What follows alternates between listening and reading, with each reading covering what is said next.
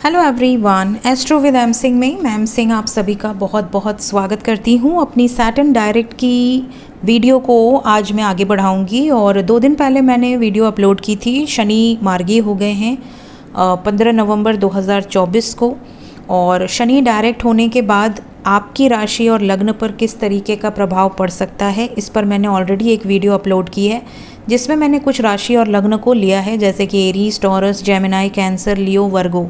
ये सारे साइंस, ये 6 साइंस की वीडियो ऑलरेडी अपलोडेड है। आई बटन में मैं आपको लिंक प्रोवाइड कर दूंगी या कमेंट सेक्शन में पिन कर दूंगी।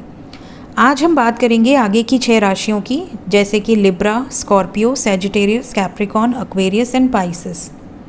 तो शुरू करते हैं। जैसा कि हम सभी जानते हैं कि कर्म फल दाता शनिदेव, जो कि न्यायाधीश हैं, दुख और पीड़ा का ग्रह माना गया है शनिदेव को। ये बहुत टाइम से वक्री थे और अब मार्गी हो गए हैं। तो मार्गी होने पर किस तरीके के परिणाम आपको देखने मिलेंगे, ये हम इस वीडियो में डिस्कस करेंगे। तो सबसे पहले शुरू करते हैं तुला राशि और तुला लग्न। अगर आपकी चंद्र राशि मतलब मून साइन तुला है, या आपका लग्न मतलब राइजिंग साइन और असेंडेंट अगर लिब्रा है, तो ये वीडियो आपके लिए डेडिकेटेड है। तो लिब्रा राशि वालों के लिए या लिब्रा लग्न वालों के लिए आपके 4th हाउस और 5th हाउस की लॉर्डशिप जो है वो सैटर्न के पास है। 5th हाउस में सैटर्न डायरेक्ट हो गए हैं और डायरेक्ट होकर जो एस्पेक्ट है वो आपके 7th हाउस पे, 11th हाउस पे और 2nd हाउस पे पड़ेगी। तो देखिए, जब भी 5th हाउस में सैटर्न डायरेक्ट होते हैं तो 5th हाउस आपकी क्रिएटिविटी का है, आपके टैलेंट का है, आपके प्राइमरी एजुकेशन का है। साथ ही साथ अगर आप मैरिड हैं, आपके बच्चे हैं, तो आपके बच्चों का भाव है। इसके अलावा आपकी लव अफेयर्स का भी भाव है। अब इन क्षेत्रों में आपको चेंजेस नज़र आना शुरू हो जाएंगे। अगर आप किसी से प्रेम करते हैं तो आपकी शादी अगर नहीं हो पा रही थी उस व्यक्ति से, तो शादी में पॉसिबिलिटी बनेगी, क्योंकि 7th हाउस पे भी एस्पेक्ट है। लेकिन क्योंकि ये शनि ग्रह हैं, तो अगर आपका कर्म उनके साथ एसोसिएटेड है, अगर आपका डेस्टिनी आपके पार्टनर के साथ एसोसिएटेड है, तो ये पॉसिबिलिटी बहुत ज़्यादा हो जाएगी। इसके अलावा आप अगर किसी क्रिएटिव टैलेंट पर काम करना चाह रहे थे, बहुत टाइम से आप कोशिश कर रहे थे लेकिन आप नहीं अचीव कर पा रहे थे सक्सेस, तो सडनली आपको सक्सेस रिसीव होगी। लाभ भी रिसीव होगा, क्योंकि 11th हाउस पे भी एस्पेक्ट है और 2nd हाउस जो कि आपकी सेविंग का हाउस है उसमें भी एस्पेक्ट है। तो डेफिनेटली आप जो भी अचीव करेंगे उसमें आपको सक्सेस भी मिलेगी, नेम, फेम, रिकॉग्निशन भी रिसीव होगा। इसके साथ साथ आपके घर वालों के साथ भी कुछ न कुछ अच्छा होता नज़र आएगा। आपके घर में अगर आपकी वाणी से, आपकी बातचीत करने के तरीके से लोग आहत हो रहे थे, आप अपनी वाणी से लोगों को हर्ट कर रहे थे, तो सडनली चीज़ें नॉर्मल होना शुरू हो जाएंगी। इवन आपका फ्रेंड सर्कल, नेटवर्क सर्कल अगर बहुत ज़्यादा आपको प्रॉब्लम क्रिएट कर रहा था या आपको उनसे किसी तरह का सपोर्ट नहीं रिसीव हो रहा था, तो उनका सपोर्ट भी अब आपको मिलना शुरू हो जाएगा। अगर इसके ऑपोजिट नेगेटिव रिजल्ट्स, अगर आपके बर्थ चार्ट में शनि पीड़ित अवस्था में है, नेगेटिव रिजल्ट्स देना शुरू कर दें, तो जो मैंने बताया उसका ठीक ऑपोजिट होना शुरू हो जाएगा। अगर ऐसी सिचुएशन होती है तो आपके लिए रेमेडी है, हनुमान चालीसा का पाठ करें। हो सके तो गोधूली बेला में हनुमान चालीसा का 7 बार पाठ ज़रूर करें। आते हैं वृश्चिक राशि या वृश्चिक लग्न वालों के लिए। आपके 3rd हाउस और 4th हाउस की लॉर्डशिप जो है वो शनि के पास है। 3rd हाउस आपके छोटे भाई बहनों का है, आपका पराक्रम का भाव है। आप हाथ से रिलेटेड जो भी काम करते हैं या वाणी से रिलेटेड जो भी काम करते हैं, ये सब हम 2nd एंड 3rd हाउस से देखते हैं। साथ ही साथ 4th हाउस आपकी भूमि, भवन, वाहन, आपकी माता का हाउस है। तो अगर वक्री शनि आपको इन हाउसेस से रिलेटेड प्रॉब्लम्स दे रहे थे, तो अभी 4th हाउस में डायरेक्ट होकर ये इन्हीं प्रॉब्लम्स का सल्यूशन देना शुरू कर देंगे। 4th हाउस में डायरेक्ट होने के साथ साथ इनका जो दृष्टि आएगा वो 6th हाउस पे, 10th हाउस पे और लग्न पर आएगा। तो देखिए, अगर आप कॉम्पिटिशन्स में हार रहे थे, बार बार कॉम्पिटिशन्स आप दे रहे थे बट आप सक्सेस अचीव नहीं कर पा रहे थे, या आपके वर्क इन्वायरमेंट में बहुत ज़्यादा प्रॉब्लम्स आपको फेस करनी पड़ रही थी, डे टू डे स्ट्रगल आपको लाइफ में देखना पड़ रहा था, करियर में ग्रोथ नहीं हो रही थी, जिसके कारण आपका माइंड डिस्टर्ब रह रहा था, मूड स्विंग्स हो रहे थे, तो इन सभी क्षेत्रों में आपको रिलीफ मिलना शुरू हो जाएगा।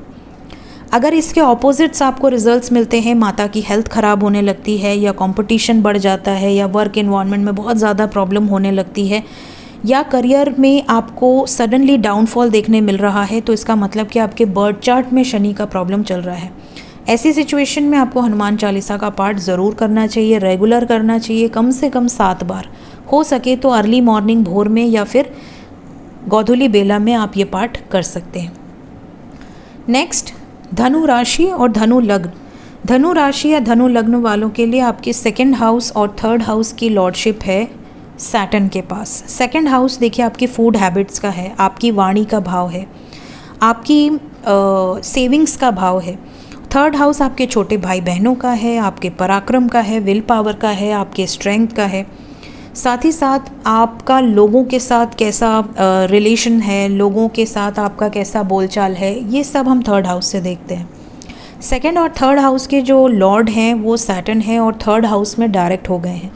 तो देखिए यहाँ पर 3rd हाउस में डायरेक्ट होकर धनु राशि या धनु लग्न वालों के लिए जो एस्पेक्ट आएगा वो 5th हाउस पे आएगा, 9th हाउस पे आएगा और 12th हाउस पे आएगा। 5th हाउस आपके बच्चों का है अगर आप मैरिड हैं तो, अगर आप सिंगल हैं तो आपकी एजुकेशन का है, आपके क्रिएटिव टैलेंट्स का है, आपके लव अफेयर्स का है। साथ ही साथ 9th हाउस पे भी एस्पेक्ट आएगा जो कि अगर आप हायर एजुकेशन के लिए ट्राई कर रहे हैं या विदेश जाना चाहते हैं या आप शिफ्ट होना चाह रहे हैं, अपनी एनर्जीज़ को आप शिफ्ट करना चाह रहे हैं किसी सिचुएशन में और वो चीज़ें सक्सेसफुल नहीं हो पा रही हैं, भाग्य सपोर्ट नहीं कर रहा है, तो सडनली आपको इन क्षेत्रों में रिलीफ मिलता नज़र आएगा, ग्रोथ मिलते नज़र आएगी, सक्सेस मिलते नज़र आएगी। 12th हाउस पे भी एस्पेक्ट है, तो अगर आप मेडिटेशन करते हैं तो आपको बहुत रिलीफ मिलेगा। एक्सपेंसेस के कारण अगर आप परेशान थे बहुत टाइम से कि आपका या तो हॉस्पिटल्स में बहुत खर्च हो रहा है, दवा दर्पण में बहुत खर्च हो रहा है या बेफिजूल के खर्च हो रहे हैं, तो अभी उस पर भी लगाम लगेगी। आते हैं मकर राशि या मकर लग्न वालों के लिए। तो देखिए मकर राशि और मकर लग्न अगर आपका है तो आपके जो लॉर्ड हैं वो स्वयं शनिदेव हैं। शनि की खुद की 2 राशियाँ होती हैं, मकर और कुंभ, कैप्रिकॉन एंड एक्वेरियस। तो कैप्रिकॉन की 1st house and 2nd house की जो लॉर्डशिप है वो सैटर्न के पास है। 1st हाउस आपका लग्न है, आपकी ओवरऑल पर्सनालिटी, आपकी इंटेलिजेंस, आपका हेड, एंड 2nd हाउस जो है आपका सेविंग्स का है, आपके वाणी का है, आपके फूड हैबिट्स का है। तो इन दोनों पर अगर शनि वक्री रहे थे तो आपके असर पड़ा होगा, आपके नेम, फेम, रिकॉग्निशन पर किसी तरह का कलंक लगना या बहुत ज़्यादा डीफेम या सेविंग्स ना होना या आपको ऐसा लगना कि आप हर कार्य में आपके डिले हो रहा है, आप जितने भी एफर्ट्स लगा रहे हैं वो काम सक्सेसफुल नहीं हो रहे हैं, अंत तक पहुँचते पहुँचते ही कुछ ना कुछ रुकावटें आ जा रही हैं। तो 2nd हाउस में सैटर्न डायरेक्ट हुए हैं और 4th, 8th and 11th house पे एस्पेक्ट है। तो यहाँ पर देखिए अगर आपको फैमिली मैटर्स में प्रॉब्लम हो रही थी, फैमिली में कलेश चल रहा था, फैमिली में किसी की हेल्थ ख़राब थी या फैमिली के कारण आपका पीस ऑफ माइंड डिस्टर्ब था या आपके कारण फैमिली का पीस ऑफ माइंड डिस्टर्ब था, तो यहाँ पर आपको रिलीफ मिलता हुआ नज़र आएगा। अष्टम पे भी दृष्टि है, तो अगर आप किसी खनिज पदार्थों से रिलेटेड किसी बिज़नेस में हैं, जैसे कि पेट्रोलियम बिज़नेस है, कोल बिज़नेस है या रियल एस्टेट बिज़नेस है या फिर आप ज्वेलरी बिज़नेस से रिलेटेड जुड़े हुए थे, तो उसमें अगर आपको हानि हो रही थी, नुकसान हो रहा था, तो सडनली आपको उसमें रिलीफ मिलना शुरू हो जाएगा। लाभ भाव पे भी दृष्टि है, तो लाभ होगा, प्रॉफिट होगा, नेटवर्क सर्कल्स स्ट्रॉन्ग होगा, फ्रेंड सर्कल स्ट्रॉन्ग होगा, बड़े भाई बहन अगर किसी कष्ट में थे तो वहाँ पर भी आपको सडनली रिलीफ मिलता नज़र आने लगेगा।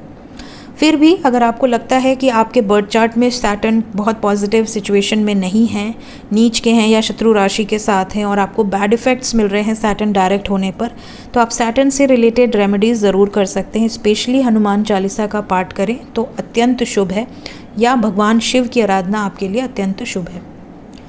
आते हैं कुंभ राशि या कुंभ लग्न वालों के लिए। आपके 12th हाउस और 1st हाउस की लॉर्डशिप सैटर्न के पास है और आपके 1st हाउस में सैटर्न डायरेक्ट हो चुके हैं। लग्न में सैटर्न डायरेक्ट हुए हैं, तो लग्न में सैटर्न डायरेक्ट होकर यहाँ पर 3rd हाउस, 7th हाउस और 10th हाउस को देख रहे हैं। जब भी लग्न में सैटर्न डायरेक्ट होते हैं तो देखिए ये पहली बात तो आपके विल पावर को बढ़ाएंगे। अगर आप बहुत ज़्यादा लो फील कर रहे थे, आपको ऐसा लग रहा था कि आपके हाथ से सब कुछ निकलता जा रहा है, आप अपना कॉन्फिडेंस लूज़ करते जा रहे हैं, या आपकी मैरिड लाइफ भी सफ़र कर रही है, आपका करियर भी सफ़र कर रहा है, तो सडनली आपको इन सभी क्षेत्रों में रिलीफ मिलना शुरू हो जाएगा।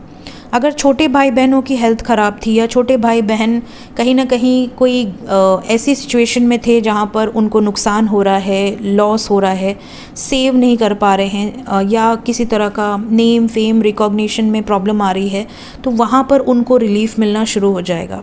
शादी नहीं हो पा रही थी, शादी में डीले था, तो शादी के योग बनेंगे। करियर, अगर आप जॉबलेस हैं, जॉब नहीं मिल रही थी, आप बहुत टाइम से ट्राई कर रहे हैं, बहुत बार अटेम्प्ट कर दिए, तो ये टाइम पीरियड आपके लिए शुभ है। एक्वेरियस राशि या लग्न वालों के लिए भी रेमेडी सेम है। अगर आपको किसी भी तरह का बैड इफेक्ट फील हो रहा है इन हाउसेस से रिलेटेड, तो आपके लिए हनुमान चालीसा या भगवान शिव की आराधना बेस्ट रेमेडी है। लास्ट, मीन राशि। मीन राशि या मीन लग्न वालों के लिए आपके 11th हाउस और 12th हाउस की लॉर्डशिप सैटर्न के पास है। 11th हाउस आपके बड़े भाई बहनों का है, आपके नेटवर्क सर्कल्स का है, आपके होप्स, विशेस एंड डिज़ायर्स का है, और साथ ही साथ आपका लाभ भाव है। साथ ही साथ 12th हाउस की बात करें तो ये आइसोलेशन है, 12th हाउस लॉसेस का है, एक्सपेंसेस का है, 12th हाउस विदेश का भी है। ठीक है, 12th हाउस अगर आप स्पिरिचुअलिटी में हैं तो आपके लिए 12th हाउस मोक्ष का भी है। तो 11th और 12th हाउस के जो लॉर्डशिप है वो सैटर्न के पास है, और 12th हाउस में इस वक्त सैटर्न डायरेक्ट हो चुके हैं। 12th हाउस में डायरेक्ट होकर सैटर्न की जो दृष्टि है वो आपके 2nd हाउस, 6th हाउस और 9th हाउस पर पड़ रही है। तो देखिए, सबसे पहला इफ़ेक्ट आपको जो देखने मिलेगा वो ये कि अगर आप थोड़ा भी अपने आप को हील करते हैं, इस टाइम पीरियड में मेडिटेट करते हैं, थोड़ा ध्यान केंद्रित करते हैं, तो आपको बहुत रिलीफ फील होगा। साथ ही साथ आपकी हेल्थ अगर बहुत टाइम से ख़राब चल रही थी, आपको बहुत ज़्यादा ऐसा लग रहा था कि आप एक जगह पे बैठ गए हैं, आप कोई काम नहीं कर पा रहे हैं, या बहुत लेज़ी हैं, या आपका बेफिजूल का एक्सपेंस हो रहा है, तो इन सब सिचुएशंस में आपको रिलीफ मिलना शुरू हो जाएगा। साथ ही साथ 2nd हाउस, 6th हाउस और 9th हाउस पे एस्पेक्ट है, तो सेविंग्स होना शुरू हो जाएंगी। फैमिली में अगर कोई प्रॉब्लम चल रही थी तो वहाँ पे सॉल्यूशन निकलेगा। साथ ही साथ अगर आपकी वाणी से आप लोगों को तकलीफ़ दे रहे थे, हर्ट कर रहे थे, आप कुछ ऐसी बातें बोल दे रहे थे या इरिटेट हो जा रहे थे जिससे कि लोग आपसे नाराज़ थे, तो वहाँ पर भी अब सिचुएशन सॉर्ट आउट होना शुरू हो जाएगी। अगर आप रोग, ऋण और शत्रुओं से परेशान थे तो वहाँ पर भी आपके फेवर में अब रिजल्ट्स आने शुरू हो जाएंगे, क्योंकि छठे भाव पे भी दृष्टि है। इसके अलावा आपका जिसके साथ भी कोई प्रारब्ध कर्म जुड़ा था, जो आपसे बदला लेने की कोशिश कर रहे थे, आपको हर्ट करने की कोशिश कर रहे थे, उनसे आपका कर्मा रिलीज़ होगा।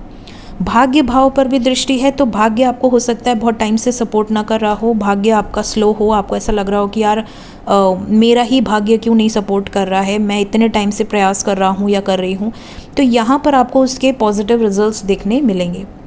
अगर आपके बर्थ चार्ट में पर्सनली शनि की बैड पोजीशन है, या शनि किसी शत्रु राशि में है, शत्रु ग्रह के साथ हैं, पीड़ित अवस्था में है, तो फिर आपको इसकी रेमेडी ज़रूर करनी चाहिए। आप भगवान शिव की आराधना कर सकते हैं या भगवान हनुमान की आराधना कर सकते हैं। हनुमान चालीसा का 7 टाइम्स पाठ रेगुलर बेसिस पे आप ज़रूर करें। सो ये थी गाइज लिब्रा राशि से लेकर मीन राशि तक की प्रेडिक्शंस। होप आपको इस प्रेडिक्शन से कुछ ना कुछ हेल्प या गाइडेंस ज़रूर मिलेगी। मिलते हैं इसके बाद नेक्स्ट वीडियोज़ में। Till then take care, bye bye.